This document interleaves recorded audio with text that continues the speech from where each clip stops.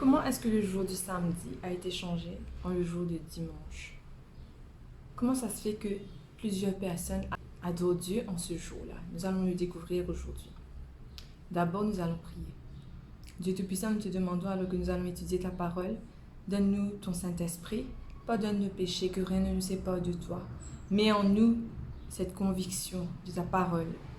Ouvre notre intelligence, nous te prions dans le nom de Jésus. Amen. Est-ce que c'est Dieu qui a changé ce jour? Nous avons vu la dernière fois comment ce jour a été béni, consacré, mis à part dès la création. Le commandement est clair. Il y a 10 commandements. Et le 4e commandement, c'est souviens-toi du jour du repos pour le sanctifier. C'est un jour béni. Jésus, lorsqu'il était sur terre, dans Jean 4, verset 34, il a dit, Jésus leur dit, « Ma nourriture est de faire la volonté de celui qui m'a envoyé et d'accomplir son œuvre. » Dieu qui s'est fait chair en la personne de Jésus. Il observait le jour du sabbat. Le sabbat, il était dans les synagogues. Il enseignait. Il adorait Dieu. Dans Matthieu 5, verset 17, il a dit, « Ne croyez pas que je sois venu pour abolir la loi ou les prophètes. Je suis venu non pour abolir, mais pour accomplir. » Il savait que la confusion aurait pu apporter la fausseté. Comme je vous avais dit la dernière fois, ce sont les lois cérémonielles qui ont changé.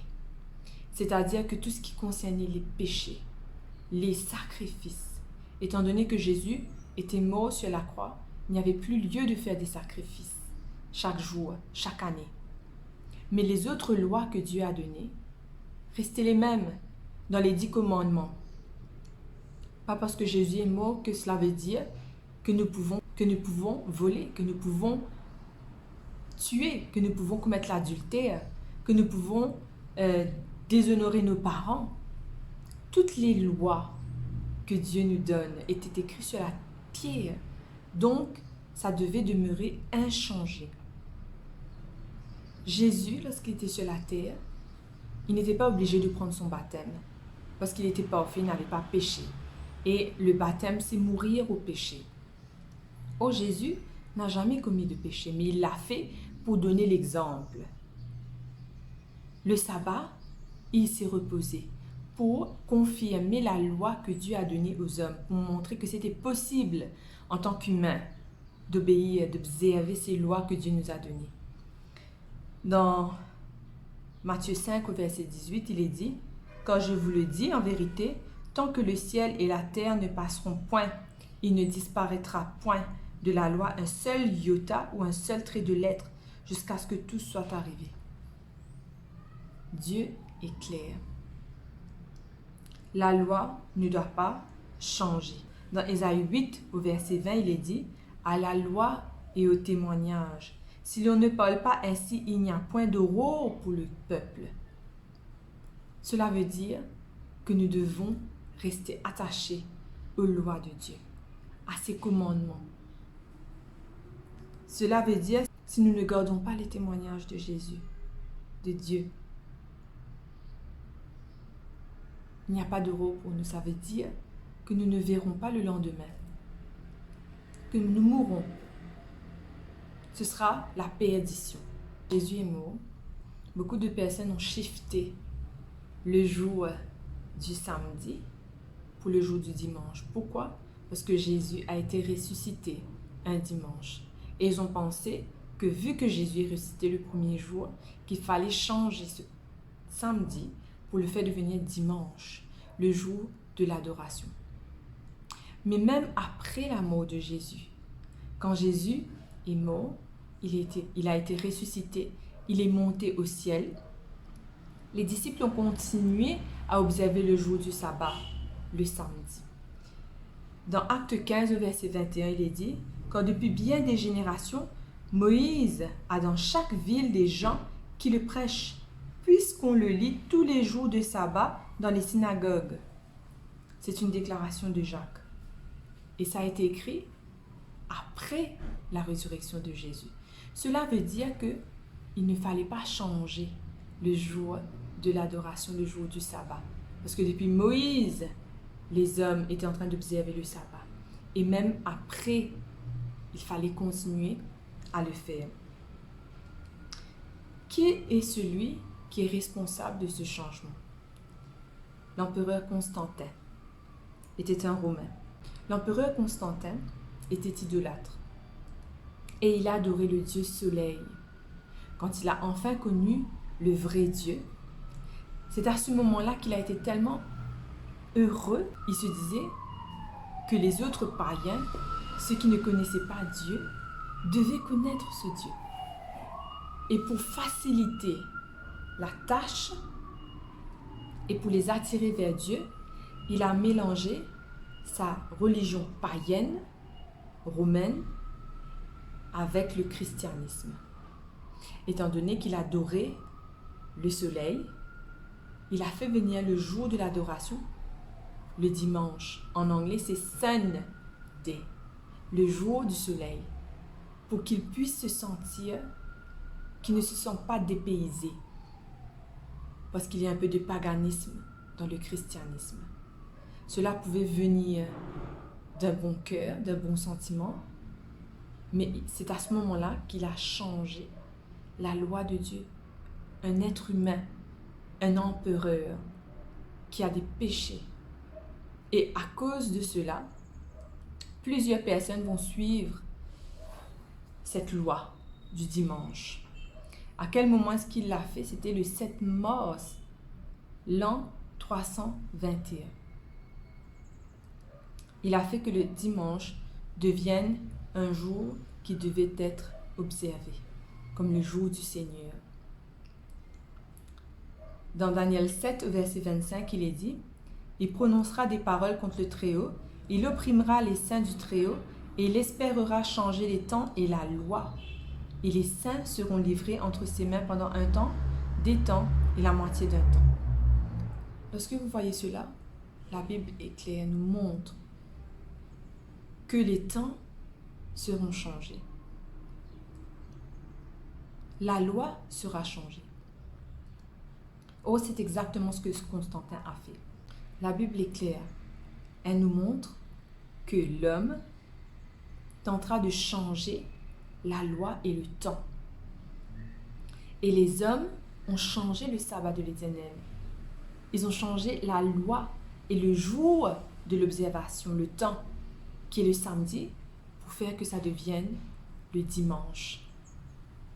Et c'est pour attirer les païens au christianisme que l'empereur Constantin a fait cela. Maintenant, quand on parle du jour du sabbat, nous observons le jour du sabbat du vendredi soir jusqu'au samedi coucher du soleil.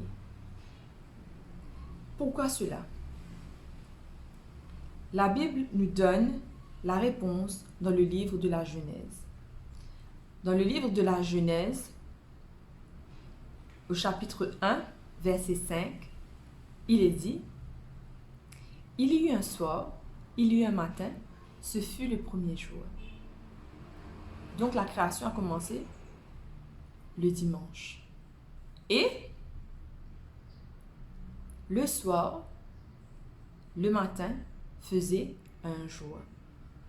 Au verset 8, « Ainsi il y eut un soir, il y eut un matin, ce fut le second jour. » Verset 13, « Il y eut un soir, il y eut un matin, ce fut le troisième jour. » Quatrième jour, « Il y eut un soir, il y eut un matin, ce fut le quatrième jour. » Cinquième jour, il y eut un soir, il y eut un matin. Sixième jour, il y eut un soir, il y eut un matin. Dimanche, qui est le premier jour, c'est le samedi au coucher du soleil jusqu'à dimanche coucher du soleil, ça fait un jour. Lundi, même système. Dimanche coucher du soleil jusqu'à lundi coucher du soleil, cela fait un jour, 24 heures. Mardi, lundi coucher du soleil jusqu'à mardi coucher du soleil, ça fait le troisième jour. mercredi, mardi coucher du soleil jusqu'à mercredi coucher du soleil, cela fait un jour. C'est pour cette raison que le vendredi soir, au coucher du soleil, le samedi commence. Et le samedi se termine samedi coucher du soleil. Et cela fait un jour, 24 heures. Et c'est pour cela que Dieu va donner d'observer le jour du sabbat qui commence le vendredi après coucher du soleil jusqu'à samedi coucher du soleil. Et c'est à ce moment-là qu'on fait le sabbat chaque semaine. Comment est-ce que Dieu voit l'observation du soleil, l'adoration du Dieu soleil? Ézéchiel nous montre un récit de ce que le peuple d'Israël a fait et comment Dieu a réagi, comment Dieu s'est senti face à ce qu'ils ont fait. Dans Ézéchiel 23 au verset 40, Ézéchiel 8 au verset 16, « Il me conduisit dans les parvis intérieurs de la maison de l'Éternel, et voici à l'entrée du temple de l'Éternel, entre le portique et l'autel, il y avait environ 25 hommes, tournant le dos au temple de l'Éternel et le visage vers l'Orient, et se prosternaient à l'Orient devant le soleil. » Le peuple d'Israël avait délaissé Dieu. Ils observaient le soleil, ils adoraient le soleil. Au verset 17, il est dit, « Et il me dit, vois-tu, fils de l'homme, est-ce trop peu pour la maison de Juda de commettre les abominations qu'ils commettent ici? Faut-il encore qu'ils remplissent le pays de violence et qu'ils ne cessent de m'irriter? Voici, il approche le rameau de leur nez. » Qu'est-ce que le verset 17 est en train de nous dire? Que la maison de Juda commettait une abomination. Dieu était irrité parce qu'il adorait le soleil. Oh, le commandement est clair. Tu n'auras pas d'autre Dieu devant ma face. Et il est dit, voici, ils approchent le rameau de leur nez. Cela veut dire qu'ils cherchent un jugement et que les conséquences de leurs actes approchent. Qu'ils étaient en train de rejeter Dieu comme leur créateur. Le Dieu soleil, c'était Baal. Et c'était une abomination devant Dieu parce qu'ils considéraient Baal comme leur créateur. Ils étaient coupables de deux péchés. Ils adoraient le soleil et ils considéraient Baal comme leur créateur.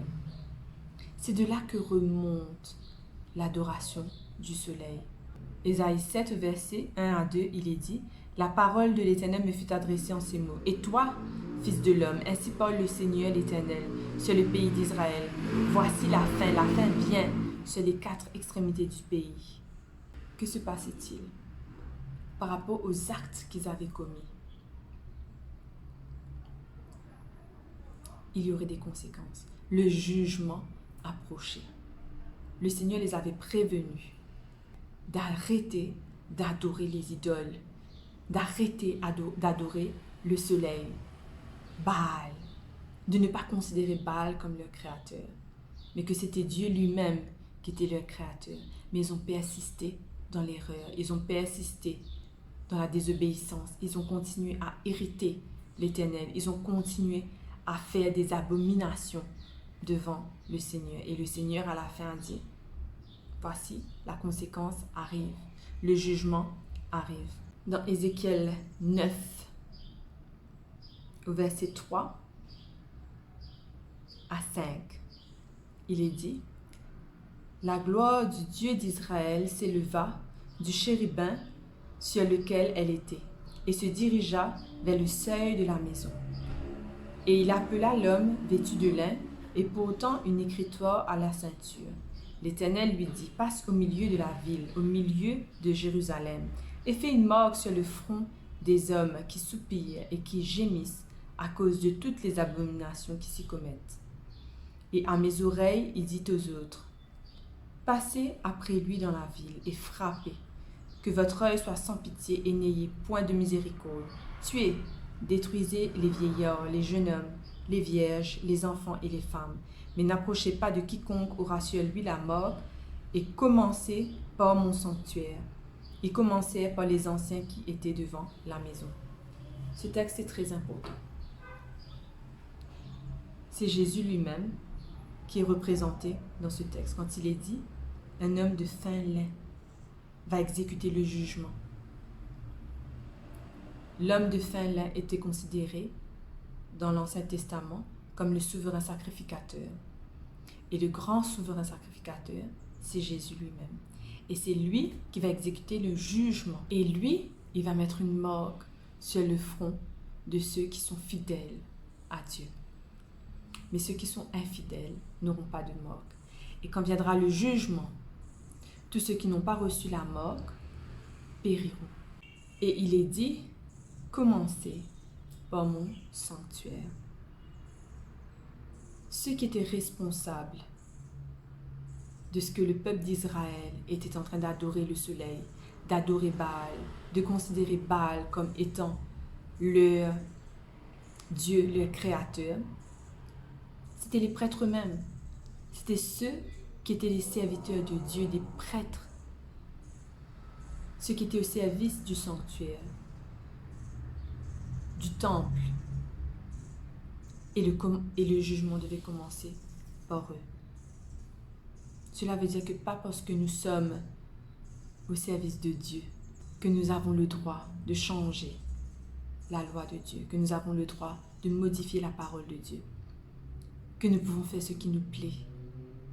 Malheureusement, beaucoup de personnes qui sont au service de Dieu, qui représentent Dieu sur terre, ils enseignent la fausseté et ils attirent sur eux le jugement.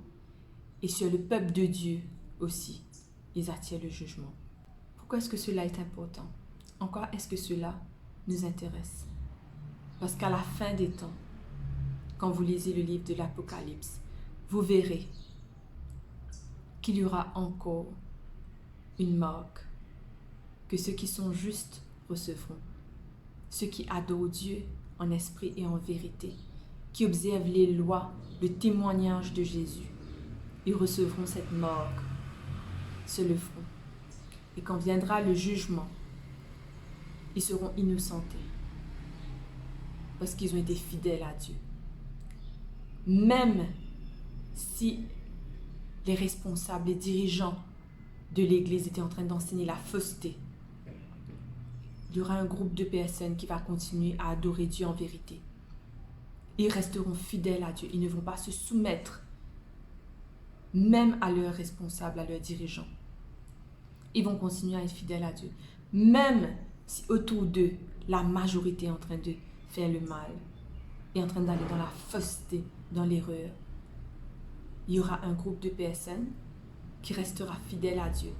Pour qui le plus important sera d'adorer Dieu, son Créateur, de suivre les commandements, la loi de Dieu, ses enseignements. Et par rapport à leur fidélité et à leur obéissance, ils seront récompensés. Qu'est-il arrivé au peuple d'Israël à cette époque? Alors qu'ils étaient en train d'adorer Baal, qui considéraient Baal comme leur créateur, le Dieu du soleil, Dieu va abandonner ces personnes qui vont continuellement repousser ses appels à la repentance, qui vont continuellement désobéir. Le roi Nebuchadnezzar, le roi de Babylone, viendra faire la guerre aux enfants d'Israël. Et tous ceux qui n'avaient pas reçu la marque, bien sûr, ce n'était pas une marque littérale, mais c'était Dieu qui avait fait un choix entre ceux qui étaient fidèles et ceux qui étaient infidèles. Et ceux qui n'étaient pas fidèles, vieillards, femmes, enfants, ils ont reçu le jugement. Et à Jérusalem, où le peuple de Dieu était, il y avait la guerre. Ils n'avaient pas à manger, au point que les mamans devaient manger leurs propres enfants. Le jugement était terrible. Beaucoup d'entre eux sont morts à cause de leur désobéissance. Ce n'est pas seulement dans ce texte-là que nous voyons cela, mais à travers l'histoire. Dieu, pendant 120 ans, va pousser Noé à mettre en garde ceux qui étaient autour de lui pour les dire que le déluge arrivait, qu'il fallait être dans l'arche s'ils voulaient être sauvés. Mais ils vont désobéir. Ils vont avoir le cœur endurci. Ils ne vont pas croire ce que Noé disait. Et quand le jugement est arrivé, ils ont fait face à la réalité et au jugement.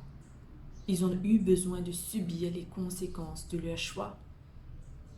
Quand Dieu apporte le jugement sur la terre, il a donné la chance aux gens, aux personnes d'entendre la vérité. Il annonce à l'avance ce qui va se produire. Et c'est à nous de choisir si nous voulons lui obéir ou lui être infidèles. Et quelles sont les conséquences de cette obéissance ou de cette désobéissance? L'obéissance, c'est que nous n'allons pas subir le jugement. Nous aurons cette marque sur le front qui représente la fidélité, l'appartenance à Dieu. Ceux qui avaient reçu, parmi le peuple, ceux qui étaient fidèles, ils vont être en captivité à Babylone. Et Dieu va prendre soin d'eux, à ce qu'aucun cheveu sur leur tête ne tombe. Dieu va prendre soin de leur sécurité, de leur protection, parce qu'ils étaient fidèles à lui. La Bible nous dit, si Dieu est pour moi, qui sera contre moi? Si Dieu est avec moi, que peut me faire l'homme? Quand nous sommes en train de rester fidèles à Dieu, quand nous lui obéissons, malgré le fait que tous ceux qui sont autour de nous font le contraire, Dieu nous protégera. Dieu ne permettra point que nous manquions de quoi que ce soit.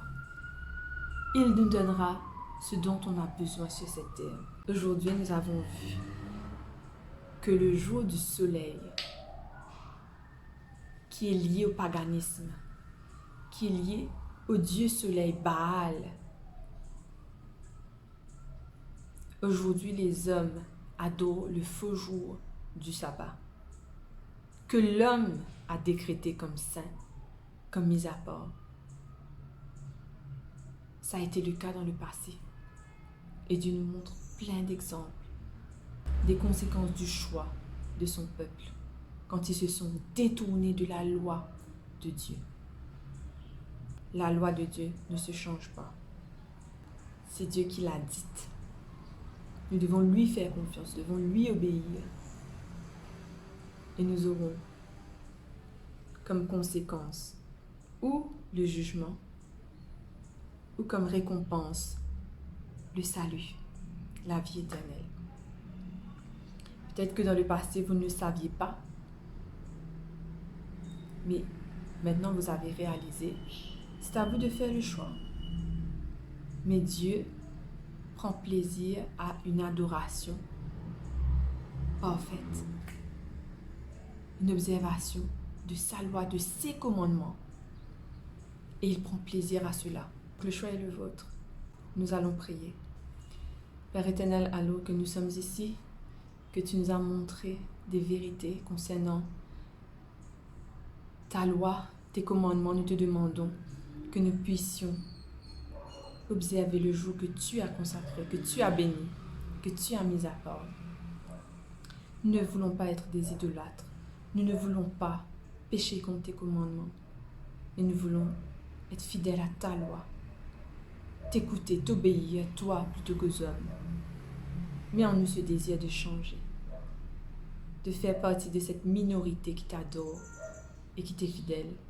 Au nom de Jésus, nous te prions. Amen. Vous avez appris la vérité concernant le sabbat, le dimanche, les autres thèmes que je vous ai montrés dans le passé. Ne gardez pas cela pour vous. Malheureusement, beaucoup de personnes sont ignorantes au sujet de la loi de Dieu.